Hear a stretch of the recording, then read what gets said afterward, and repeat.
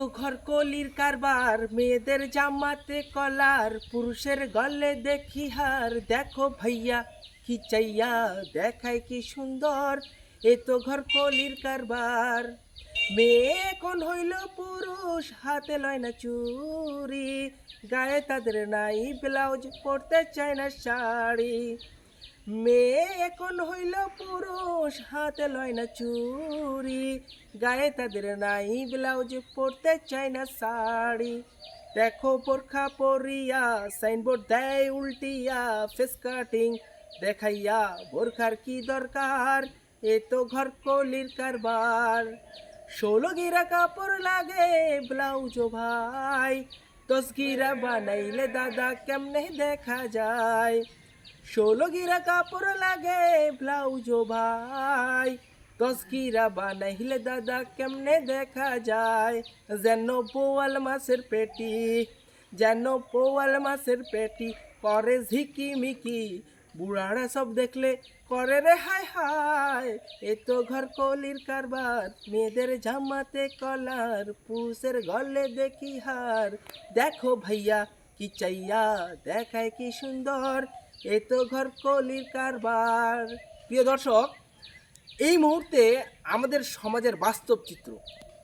আমাদের আমরা কোনো দিন দেখলাম না যে আমাদের মা বোন বউ কি অবস্থায় রয়েছে, তারা কি পর্দা করে না পর্দার বিধানের বাইরে, তারা কি ইসলাম শরীয়তকে আদৌ বিশ্বাস করে না জানি না। আপনি পুরুষ হয়েছেন, আপনার একটা দায়িত্ব রয়েছে, কিন্তু আপনি আপনার দায়িত্ব পালন করছেন সেদিকে আপনি কোনোদিন লক্ষ্য রেখেছেন? আশ্চর্যের বিষয়, সত্যি দুঃখ লাগে এই বিষয়টাকে দেখতে। আপনি নিজেকে ইসলাম দাবি করেন, কি কিসের ভিত্তিতে দাবি করেন? আপনি কিসের ভিত্তিতে নিজেকে মনে করেন যে আমি ইসলাম ইসলাম আপনি মানুষের কাছে পরিচয় দেন? আপনি কি আজকে 5 ওয়াক্ত সালাত আদায় করেছিলেন গতকাল? আচ্ছা, আপনি গতকালের দিকে যদি লক্ষ্য করেন, আপনি গতকালের দিকে ভালো কাজ কতগুলো করেছেন আর মন্দ কাজ কতগুলো করেছেন, এগুলো কি কোনোদিন ডিভাইড করে দেখেছেন?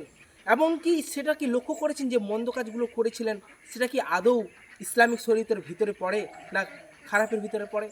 এবং সেটা নিয়ে কি কোনোদিন চিন্তিত করেছেন, মানে চিন্তিত হয়েছেন যে আপনি মন্দ কাজগুলো করেছেন?